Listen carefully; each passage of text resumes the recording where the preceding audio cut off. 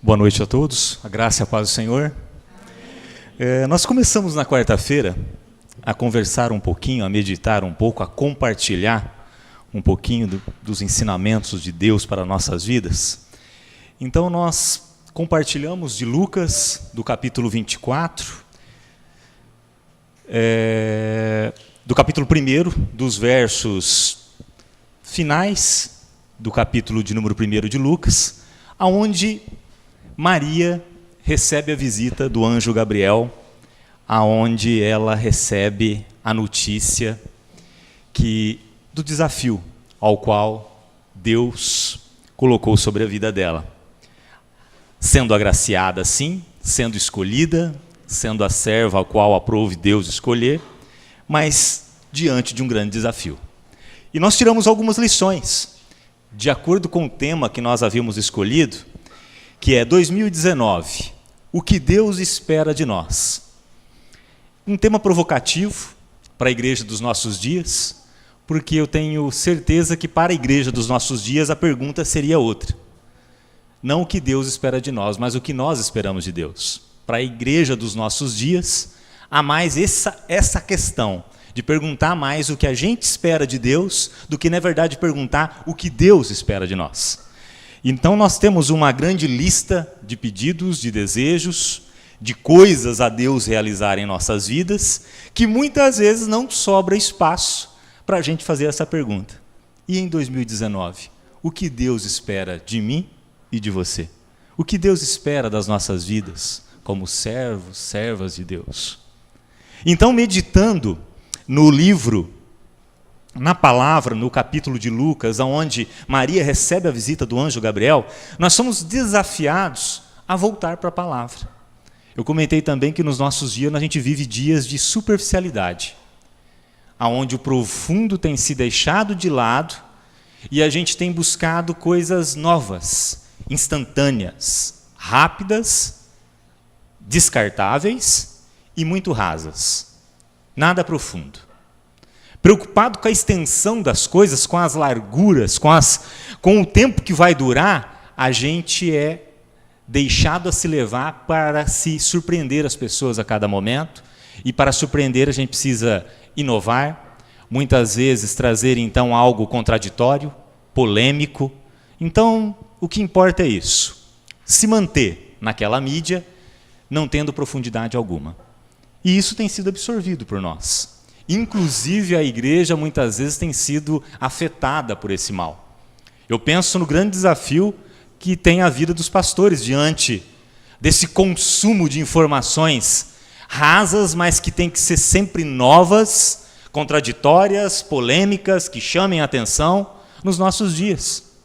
O que não deve ser desgastante para a vida do pastor. Pastor, é claro, que não confia na palavra. Igreja, é claro, que não vê mais na palavra de Deus a eficácia dela, que não confia mais na sua profundidade, naquilo que ela pode fazer em nossas vidas. Portanto, a gente vê o que acontece por aí. Muitas igrejas, muitos pastores tentando extrair da Bíblia aquilo que a Bíblia não diz. Extrair dos textos aquilo que eles não falam, numa tentativa de inovar, de trazer algo novo, algo contraditório, muitas vezes até polêmico, mas o que importa é estar sendo visto. O que importa é a extensão, o tempo de duração diante das pessoas, do seu público.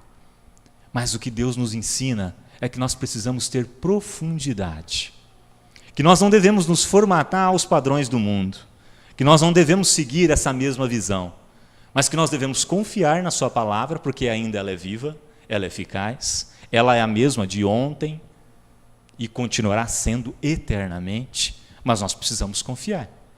Para isso, nós precisamos entender como nós aprendemos na quarta-feira, através desse capítulo, desse diálogo, dessa história, e a Bíblia é pautada por histórias que têm o quê? Ensinamentos e lições práticas e simples, que não são difíceis de serem extraídas com a leitura de qualquer pessoa. O problema é quando nós tentamos extrair dos textos aquilo que a gente não consegue enxergar.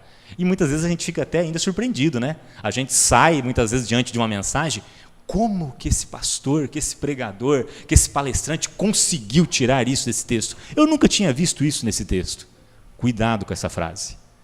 Se você nunca viu isso nesse texto, cuidado, o português do pastor, do pregador e de quem seja, não é diferente do seu, daquilo que você aprendeu. Interpretações que abrem tanto espaço assim, podem ser equivocadas, podem conter erros.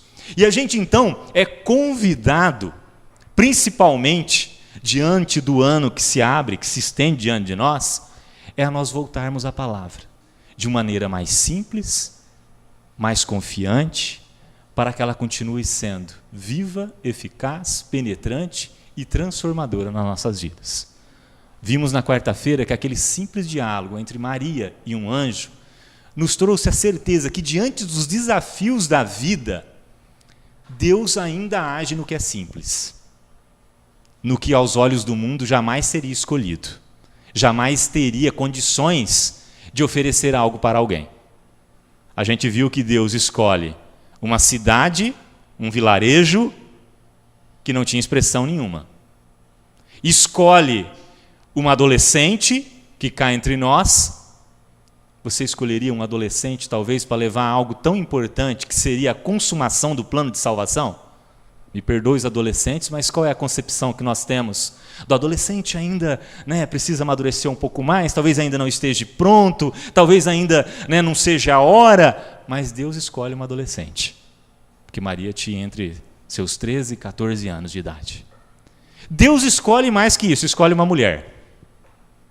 Pronto. Para o mundo daquela época, a questão ficou mais complicada ainda. Como cumprir as profecias, o plano que Deus tinha para as nossas vidas, através de uma vida de uma mulher? Por que não em Roma? O poderio da época, a cidade, alvo das atenções de todos naquela época. Por que não uma das lideranças que surgiram naquele momento?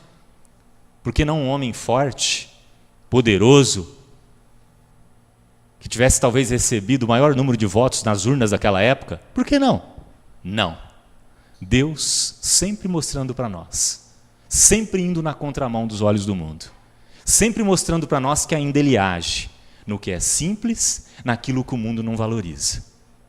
Deus cumpre o plano que Ele tinha para salvar cada um de nós através de coisas simples e que aos olhos do mundo não serviam mais. Talvez aos olhos do mundo, a palavra que nós compartilhamos precisa ser adulterada, porque ninguém mais acredita que a Bíblia por si só, pelos seus simples textos, consiga transformar ou manter um público diante dela. Portanto, muitos são tentados a adulterar, a trazer algo que ninguém ainda tinha visto e que muitas vezes, na verdade, não acrescenta nada para as nossas vidas. Então, continuando esse ensinamento, indo nessa mesma linha, nessa mesma direção, o que Deus deseja para a minha vida e para a sua vida em 2019. Eu fico pensando em Deus olhando para nós e, além da gente ter que se voltar para a palavra dEle, para a vontade dEle, que sempre será boa, perfeita e agradável para nós, mas Ele também precisa nos curar de algumas coisas. E no decorrer dos dias, no passar dos anos, especialmente no decorrer de um ano que se fecha e ao iniciar um novo ano, e querendo ou não, alguns podem dizer, isso foi nós que inventamos, na verdade um dia nasce e um dia surge após o outro e isso é natural. Não, eu creio que sim, se fecha um ciclo. Né? Quem termina a faculdade? Fechou um ciclo. E terminou quando? No final de 2018. Né? Os nossos filhos estão mudando o quê? De anos. O ano que vem, o ano que surge agora, é uma nova etapa na vida dos nossos filhos. Nós, a cada manhã, temos uma nova etapa nas nossas vidas, uma nova oportunidade. Portanto, Deus olha para nós e fala, o que realmente eu desejo para a sua vida? Pergunta para mim o que realmente vocês precisam, que eu tenho todo o prazer em ensiná-los, em ajudá-los. Então, o que a gente percebe é que os desafios, as lutas, aquilo que emerge durante o decorrer de um ano, no decorrer das nossas vidas, as crises, Isso nos gera, muitas vezes, decepções. E se tem uma coisa que tem marcado a vida das pessoas, são decepções, frustrações.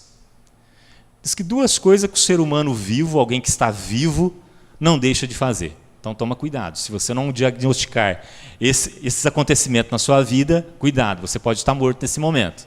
Sonhar e decepcionar. Alguém que está vivo sempre terá sonhos, mas sempre também será passivo de decepções. E só que o grande problema das decepções é que ela pode nos atingir de forma, muitas vezes, em graus diferentes, cada um de nós pode agir às decepções, mas ela pode nos paralisar. Ela pode nos levar a uma grande decepção, uma grande frustração e nos levar a um estágio de depressão. Nos paralisando, nos fazendo desistir do caminho, fazendo com que a gente, muitas vezes, se torne indiferentes às pessoas.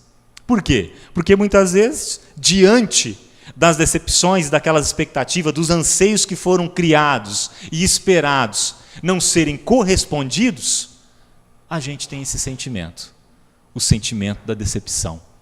E um sentimento que muitas vezes nos paralisa, nos faz muitas vezes até desistir da caminhada. Uma outra coisa muito marcante da decepção é que a gente sempre tenta achar culpados para a nossa decepção. A gente fica buscando quem foi que nos decepcionou. Quem foi que foram os culpados dos nossos sonhos frustrados. Quando nós não damos os nomes para os indivíduos, ou depois mesmo que dar os nomes para eles, muitas vezes a frustração é com nós mesmos também. Muitas vezes diante das nossas limitações, diante do nosso insucesso com as nossas metas, com os nossos projetos. Então, muitas vezes, a decepção está em nós mesmos. Só que o cristão, o crente, aquele que crê, ele tem um outro probleminha a mais. Afinal de contas, a gente ouve tanto que a gente serve um Deus o quê? Poderoso.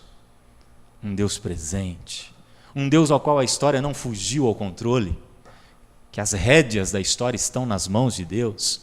Então, diante de decepções, frustrações, ainda que seja conosco ou com o nosso próximo, surge aquela perguntinha: por que Deus permitiu? Por que Ele não agiu em meu favor? Por que Ele não agiu? Por que Ele não mudou esse resultado, o final dessa história? Por que as coisas realmente não aconteceram da forma como eu gostaria que acontecesse? Afinal de contas, isso seria bom. Aos meus olhos, isso é bom. Deveria ser agradável também aos olhos de Deus, isso que eu desejo, isso que eu busco, esse anseio que eu tenho. Então a gente entra num outro problema. A decepção ela pode tomar um grau a ponto da gente até mesmo cogitar estar decepcionado com o próprio Deus, dizendo: por que Deus não agiu? Por que Deus não fez? Então, entre as histórias bíblicas que nós estamos sendo expostos diariamente, e elas são simples, e elas trazem lições práticas e simples, o texto de hoje é um texto que eu já compartilhei com a igreja, porque é um texto que eu sempre me identifico e me compartilho dele comigo sempre. E nessas datas ele não foge dos meus pensamentos. É o texto de Lucas, capítulo 24, se você quer abrir aí. Lucas, do capítulo 24, dos versos 13 ao 33.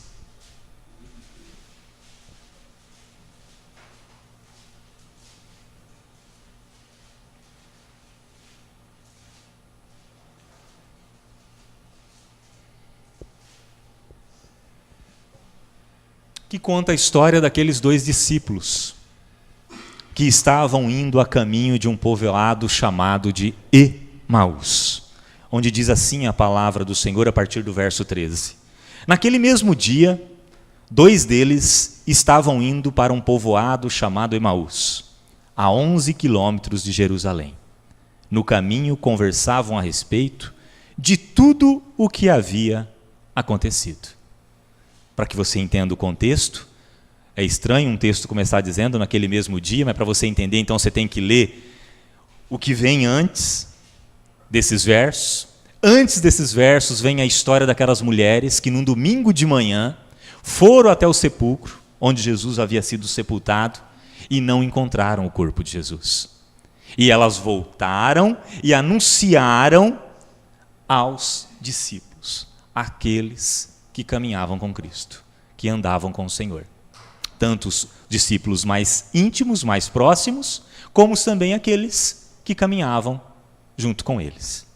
E esses dois discípulos, nós então entendemos aqui que no mesmo dia que as mulheres declararam não ter encontrado o corpo de Jesus no túmulo, nesse mesmo dia, esses dois discípulos, desanimados, decepcionados, estavam talvez voltando para suas casas, talvez mudando seus planos, seus projetos, devido à decepção ao qual eles estavam sentindo. Diz que eles conversavam a respeito de tudo o que havia acontecido. E aí a gente fica imaginando, sobre o que eles conversavam? Sobre toda a expectativa que eles tinham a respeito do Jesus, do Mestre, daqueles que eles seguiam, daqueles que eles abandonaram, muitos deles, seus negócios, suas empresas, suas casas, suas famílias. Deixaram tudo para trás em nome desse que se chamava Jesus, desse Mestre, desse ao qual muitos diziam ser o Senhor, o Messias, o Salvador. Mas agora, depois da quinta noite, aonde muitos fugiram, e os que não fugiram, que se mantiveram por perto, negaram até mesmo que conheciam, que tivessem andado com Jesus, na sexta eles são mais ainda decepcionados e frustrados, porque pessoas olhavam para eles e diziam: e agora? O que vocês vão fazer? Cadê o Salvador? Cadê o Mestre? É aquele que está ali, na cruz, morto? Então fiquem imaginando como foram os últimos dias e as últimas horas desses homens. No caminho para casa, talvez eles, em suas mentes, passava-se tudo o que havia acontecido. Eles estavam tão decepcionados, muitas vezes tão machucados, tão frustrados com essa situação, que o anúncio daquelas mulheres não soou muito esperançoso para eles. A gente continua lendo o texto aqui, diz que enquanto conversavam e discutiam, o próprio Jesus se aproximou e começou a caminhar com eles, mas os olhos deles foram impedidos de reconhecê-los. Aqui alguns estudiosos entram na seguinte questão: podem ter sido impedidos os seus olhos de enxergar Jesus pelo próprio Jesus, ou podem ser impedidos de enxergar Jesus pela decepção que eles estavam mergulhados, pela frustração, pela tristeza, pela amargura dos seus corações, pela desesperança que nós temos falado tanto nesses dias. Então, quando Jesus aparece diante deles, e diante da decepção que eles estavam, possivelmente, assim como eles não acreditaram naquelas mulheres, possivelmente também eles não tomaram atenção para entender que o próprio Senhor estava caminhando ao lado deles. E a primeira lição que a gente então tira desse texto, de forma muito simples, e como está aqui escrito, é que o fato de eu e você não percebermos Deus em nossa vida, não quer dizer que Ele não está com você. Você crê nisso? Que o fato de eu e você, muitas vezes mergulhados em nossas decepções, frustrações, amarguras, tristezas, não quer dizer que Deus não esteja ao seu lado, que Deus não esteja caminhando com você. Não sentir a presença de Deus não muda o fato de Jesus estar presente em nossas vidas. Porque muitas vezes a nossa decepção faz a gente dizer aquela frase: não tenho sentido a presença de Deus. Fui na igreja, mas não fui tocado. A palavra não ardeu no meu coração. muitas vezes mergulhados nas nossas amarguras, decepções, histórias de vida, às vezes a gente perde essa percepção. A percepção de que Deus está conosco a todo tempo e a todo momento. Na quarta-feira, a gente, além de ver a lição de que Deus deu, mostrando naquele diálogo do anjo com Maria, é que Deus usa as coisas simples. Nós vimos também do quê? Que o anjo diz assim: você foi agraciada e Deus está com você. Tipo, o teu desafio é grande. A missão que você está recebendo nesse momento, o instrumento que você vai ser na mão de Deus, com certeza vai fazer você sofrer. Vai ser desafiador. Mas Deus está com você, o anjo disse a ela. E nesse caso desses discípulos aqui, a gente percebe a mesma coisa. Mesmo mergulhados na decepção, o que a gente está vendo aqui? Que Deus veio no caminho onde aqueles dois homens estavam. E muitas vezes a gente fica até pensando, né? Nossa, mas eu pensei que era só os protagonistas da história que eram agraciados com a presença de Cristo, né? Por que não João, Pedro e os outros, né? Igual foram em outros momentos, que apareceu para todos. Por que nesses dois aqui quase anônimos, tendo somente o nome de um aqui, que a gente vai acabar de ler o verso, a gente vai perceber? Deus, eu sempre gosto dessa frase, né? Se Deus, pensando em Pedro, sempre aparece em alguma praia das nossas vidas, quando a gente pensa em desistir, Deus também aparece nos caminhos, nas estradas, não importa onde. Deus aparece, porque Ele não desiste de nós. Continuando. E Ele lhes perguntou, Jesus vem até eles, e eles impedidos ali naquele momento de reconhecê-lo, e Ele lhes perguntou, sobre o que vocês estão discutindo enquanto caminham? Eles pararam com os rostos entristecidos e um deles, chamado Cleopas, perguntou-lhe: você é o único visitante em Jerusalém que não sabe das coisas que ali aconteceram nesses dias?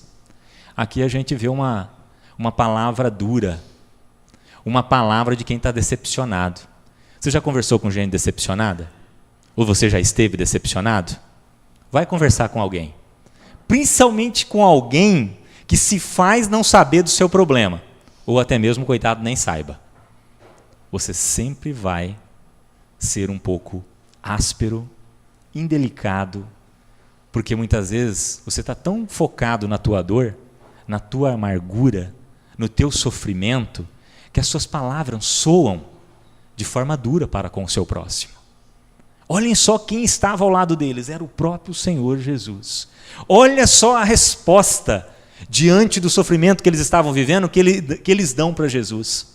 Só você que não sabe? Parece que você é o único que estava morando num outro planeta, né? Nesse momento, que aconteceram coisas tão significantes, especialmente para eles, naquele momento. E eu fico pensando, né? Não, Jesus não sabia de nada. Só tinha passado por todo o sofrimento, ido para a cruz, morrido e ressuscitado. Então Jesus não sabia realmente de nada.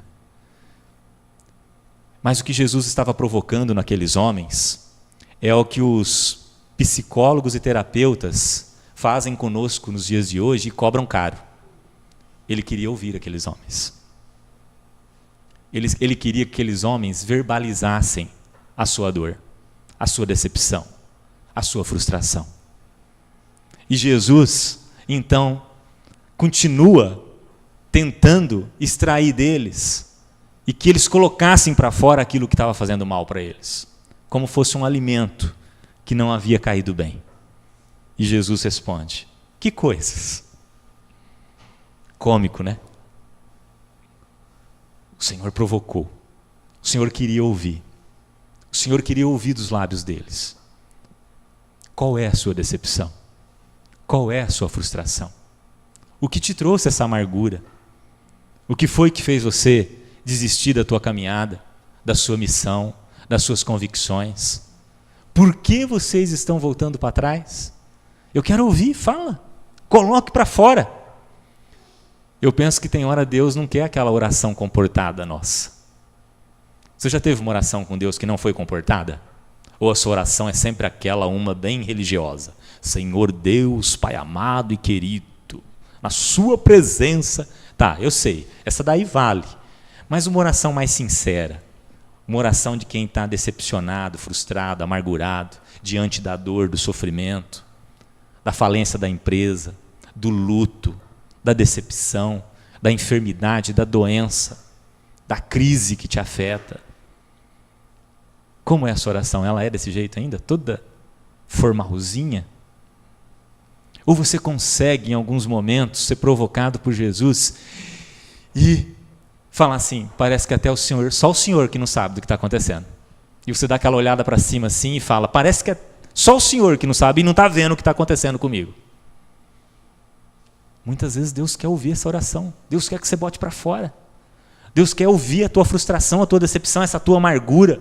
Isso que tem feito mal dentro de você. Isso que tem feito você desistir de acreditar, que tem te tirado a esperança, suas convicções, sua fé. Então, tem horas que a gente tem que sair da oraçãozinha formal e dizer, Senhor, eu não te entendo, parece que o Senhor não está vendo, parece que o Senhor não tem enxergado o que tem acontecido, porque é aí que começa o tratamento. É quando nós verbalizamos. E Jesus não cobra nada para isso. Gratuitamente, Ele já tem feito isso já há milhares de anos, e Ele nos convida a continuar fazendo isso. Então, a segunda lição desse texto é, Deus quer que você verbalize. O que é oração? O que a gente aprende tanto? O que é oração? Não é uma conversa?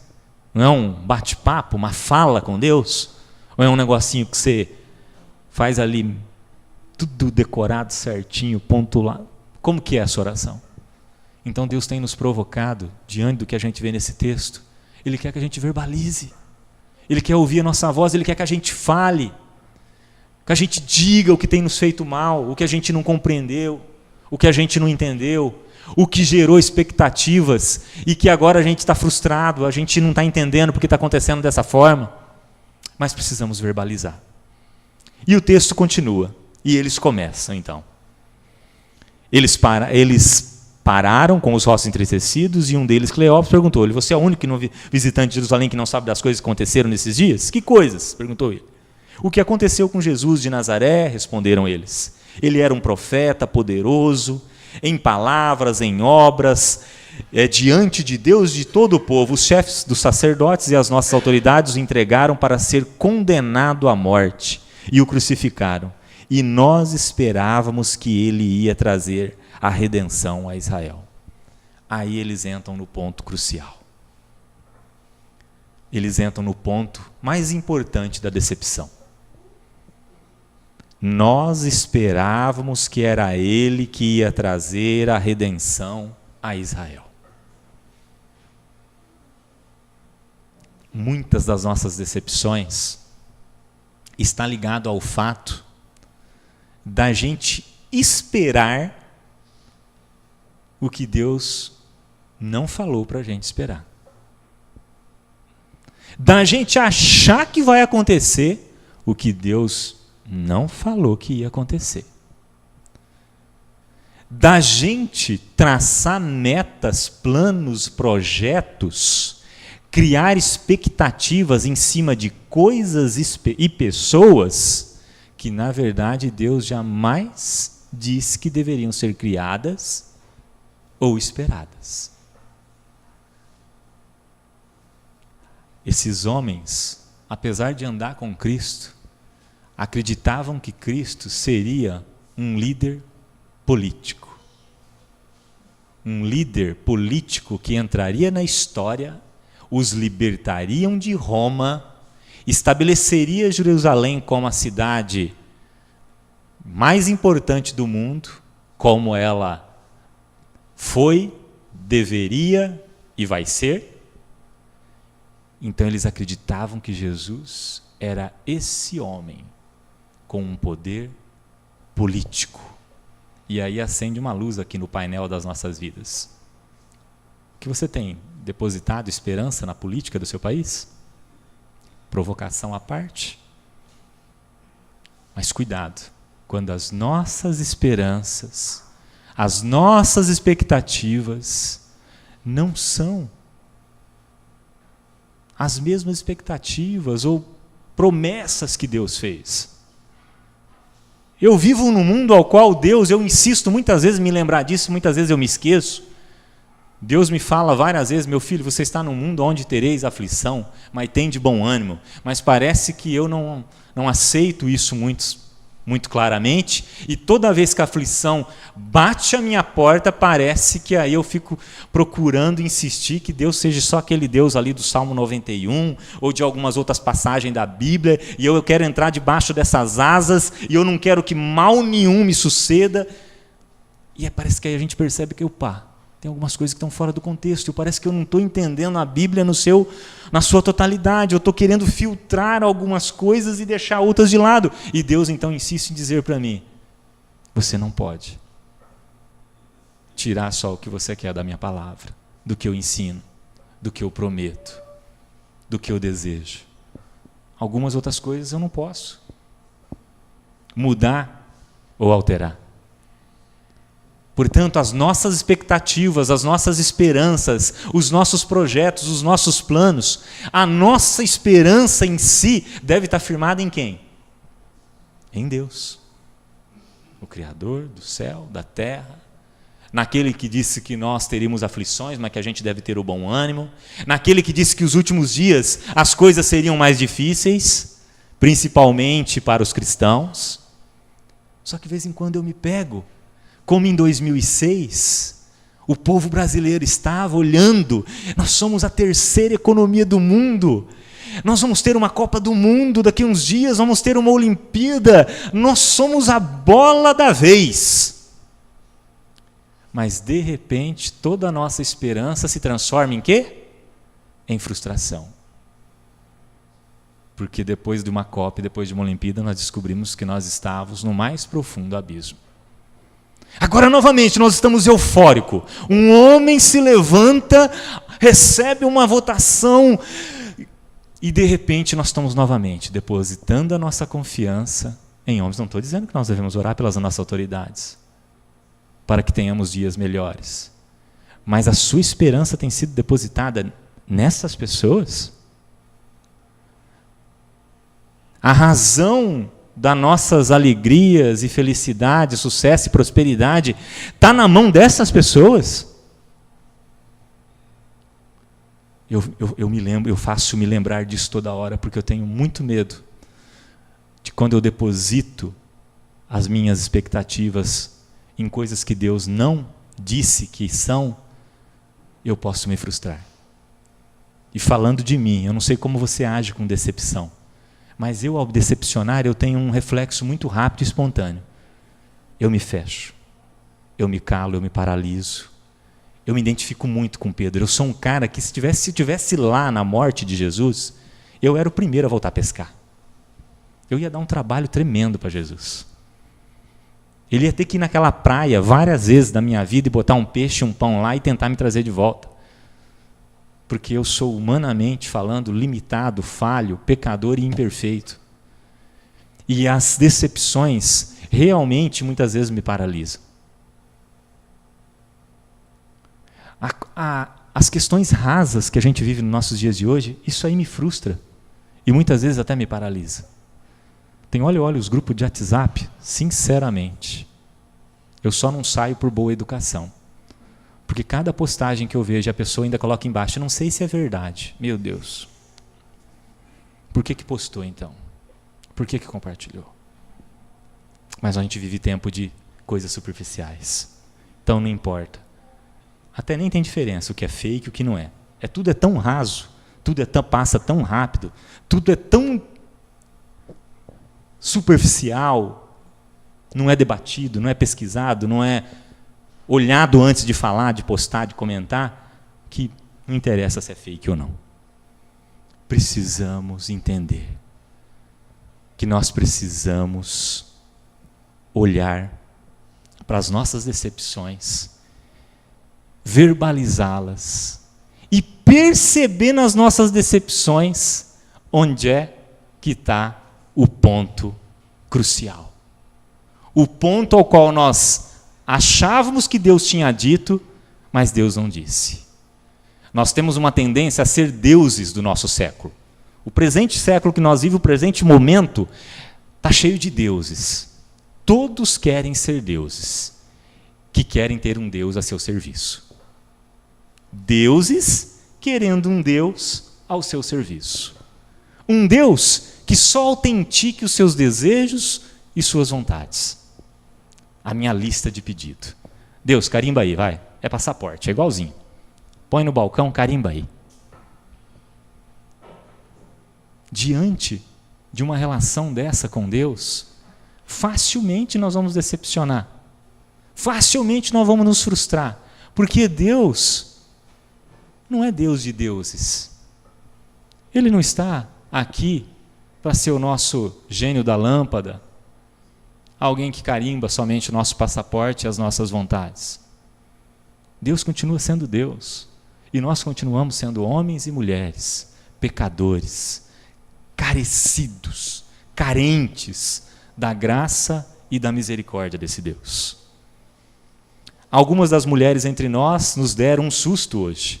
Foram de manhã bem cedo ao sepulcro e não acharam o corpo. Voltaram e nos contaram que tinham tido uma visão de anjos que disseram que ele está vivo. Alguns dos nossos companheiros foram ao sepulcro e encontraram tudo exatamente como as mulheres tinham dito, mas não o viram. Ele lhes disse: como vocês custam a entender e como demoram a crer em tudo o que os profetas falaram. Diagnóstico. Depois de verbalizar, vem o diagnóstico. Como que vocês demoram para entender e para crer? Como vocês demoram para entender o meu amor, a minha missão e a missão de vocês? Como vocês demoram para confiar e dizer: Pai, seja feita a sua vontade, pois ela que é perfeita, ela que é a boa, ela que é agradável. Como que a gente demora para ter a atitude da serva humilde que nós estudamos na quarta-feira? Depois de ter ouvido a mensagem do anjo, de saber que Deus estava com ela, de que o Deus que estava com ela era o Deus do impossível, porque Isabel era estéril e já estava grávida de 6 meses, que esse Deus não estaria longe dela, assim como não estava longe desses homens no caminho de Emaús. Qual que é a resposta que aquela serva humilde e agraciada por Deus responde? Eis aqui a tua serva, que o Senhor faça, que o Senhor cumpra, faça a sua vontade. Jesus no Getsemane, no momento da agonia, da dor, no momento em que o homem e Deus se praticamente combatiam ali, praticamente entravam num momento que se confundia quem era o homem, quem era o próprio Deus, o homem talvez querendo fugir da dor e daquele momento angustiante, talvez tenta falar mais alto. Jesus mesmo assim ainda responde: que seja feito, Pai, o quê? A sua vontade, e não a minha. Portanto, diante do diagnóstico, como que nós temos respondido a Deus? Quando a gente percebe que grande parte das nossas frustrações, da nossa amargura por causa da decepção, foi por equívocos nossos. A gente costuma falar muito isso no GE, né, Haroldo? A gente fala assim, gente, a razão número 1 é os mandamentos que Deus deixou. Ele disse: ame a Deus de todo o seu entendimento, de todo o seu coração, em primeiro lugar é isso. E depois o seu próximo e as demais coisas. Não há como extrair, tirar amor de ninguém, nem doar amor para ninguém, se você não tiver Deus em primeiro lugar na sua vida. Portanto, não há como desfrutar de tudo que Deus tem para nós, se nós não entendermos que os nossos sonhos, as nossas expectativas, os nossos desejos, devem ir de encontro com a vontade de Deus. O que Deus espera de mim e de você para 2019? Que as nossas expectativas se ajustem à vontade de Deus. Que os nossos projetos, os nossos sonhos, se ajustem aos planos que Deus tem para nossas vidas. Porque quando as nossas expectativas fogem à vontade e aos planos que Deus realmente tem para nós vamos nos frustrar. Eles esperavam de Jesus o quê? O grande líder político que os libertaria de todo o mal que eles eram acometidos. Esqueceram de vida eterna. Esqueceram que o pecado os condenavam para a morte eterna. Esqueceram de tudo que Jesus havia ensinado. De todas as conversas, de todo o sermão do monte, de tudo que aconteceu, do propósito de cada milagre. Esqueceram de tudo. E colocaram a expectativa de que Jesus, de um momento ou outro, montaria em um cavalo forte, talvez já possuindo uma couraça ali, uma vestimenta como um soldado romano, um oficial romano, e a grande batalha se iniciaria para expulsar os romanos. E Jesus foi na contramão de todas as expectativas. Monta um jumentinho, desarmado. Quando Pedro pensa em reagir à prisão de Jesus, ele diz, não reage, tem que ser assim, vai se cumprir. Ajustar expectativa. Expectativas equivocadas vão nos causar frustração. Marcelo, mas como não nos frustrar diante da crise, da falência, da enfermidade e do luto? Crendo. Não tem outro remédio para nós. Crendo e confiando que Deus não perdeu o controle, as rédeas desse mundo, e que no último dia, no momento final, tudo será respondido. Se nós não colocarmos isso no nosso coração, nós não vamos superar as nossas dores, as nossas crises. Nós somos finitos. Até que o Senhor Jesus não volte, nós somos finitos. Vamos sofrer as mazelas, principalmente fruto da separação do homem, fruto do pecado, mas muitas vezes a gente resiste. E a gente tem uma expectativa de que parece que a gente vai ficar para a sementinha. Quem a gente ama, principalmente, vai ficar para a sementinha. E muitas vezes nós somos surpreendidos com gente que parte antecipadamente, com situações que fogem ao nosso controle, com crises, seja em aspectos financeiros, nos seus relacionamentos, nas enfermidades, nas doenças. Nós precisamos voltar a nos abastecer da Bíblia de forma simples para ela produzir em nós aquilo que é eficaz e necessário para as nossas vidas. E o que é necessário e eficaz para as nossas vidas? Uma cura rápida para as nossas decepções e frustrações. Um ajuste das nossas expectativas, ajustando elas principalmente de acordo com qual é a vontade boa e perfeita de Deus para nossas vidas. Mas nós muitas vezes temos nos afastado dessa vontade de Deus e temos abraçado aí os gurus do mundo.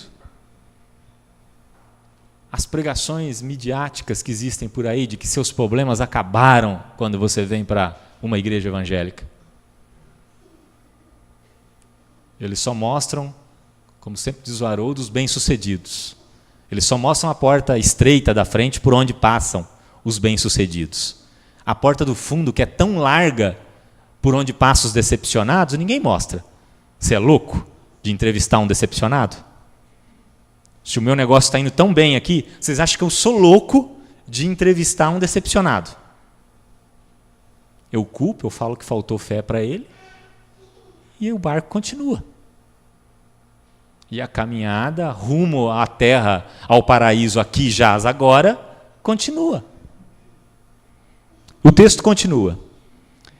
E Jesus, então, começa fazendo o diagnóstico e já começa a trabalhar o antídoto ao qual eu já comecei a trabalhar com vocês. E começando por Moisés e todos os profetas, explicou-lhes o que constava a respeito dele em todas as Escrituras. Está aqui a prova. Jesus alinhando as expectativas dos discípulos com as expectativas de quem? Do próprio Deus, do próprio Jesus. Simples assim. Então, o que é capaz de alinhar as nossas expectativas? A palavra. Somente a palavra, em 2019, pode alinhar as nossas expectativas. Somente através das orientações de Deus é que nós vamos sair do abismo, da decepção, e começar um processo de renovação, de avivamento, que tantos falam por aí. Somente através desse processo poderá haver renovação. A começar na minha vida, a começar na vida de uma igreja que se declara uma igreja de Cristo, uma igreja de Jesus. Por isso, não se esqueça. O que Deus espera de mim e de você para 2019 é que você nunca se esqueça disso. E principalmente eu. Que nós não estamos sozinhos. Que Deus está conosco. Seja na praia, seja no caminho, seja lá no seu quarto, agarrado com o seu travesseiro. Seja onde for. Deus está conosco. Deus continua sendo Deus Emanuel. Deus está conosco. Verbalize. Coloque para fora as suas decepções, frustrações e expectativas equivocadas que você teve até então. Porque Deus quer ouvir. Porque é a forma de começar a tratar com a gente. Coloque para fora. Talvez está na hora de você bater no peito de Deus, antes de receber o abraço, e dizer o que te fere, o que te machucou, o que você não entendeu. E eu tenho certeza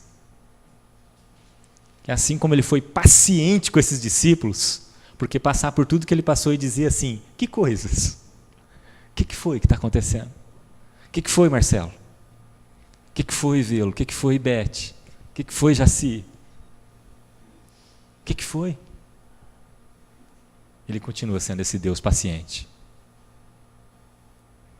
que espera a gente verbalizar, ouvir muitas vezes um monte de coisas equivocadas que a gente esperava da parte dele, mas ele é misericordioso para fazer a gente compreender e nos levar de volta para o caminho. Diz que ele continuou com eles, entrou na casa e começou ceando com eles. Então os olhos deles foram abertos e o reconheceram, e ele desapareceu da vista deles. Perguntaram-se então um ao outro: não estavam ardendo os nossos corações dentro de nós enquanto ele nos falava no caminho e nos expunha as Escrituras? Levantaram-se. É o que Deus quer de mim e de você nessa noite. Que a gente se levante. Que a gente se levante para 2019, não com expectativas equivocadas, com esperanças firmadas em coisas que não podem nos dar esperança, mas que a gente se levante e volte para o caminho que Deus quer que a gente esteja. Diz que eles se levantaram e voltaram imediatamente para Jerusalém. Tudo bem, como diz o Haroldo, teve um outro momento que Deus teve que falar, agora sai de Jerusalém, que também senão ficava lá também. Mas é esse cuidado de Deus em tratar com a gente, a hora de sair, a hora de ficar, que nos mostra que Ele não nos abandona. E quando Deus cura, quando Deus trata, quando Deus coloca as expectativas no seu devido lugar, eles voltam. É hora da gente descobrir o que tirou a gente do caminho, o que fez a gente parar, o que fez a gente muitas vezes pensar em desistir, e pensar que se as misericórdias do Senhor se renovam a cada manhã, assim como a possibilidade de um novo ano que se estende diante de nós, creia. Jesus tem a orientação certa, o melhor conselho, pois é Ele o Consolador. E é Ele que te vai colocar de volta no caminho. Que Deus tenha misericórdia de nós.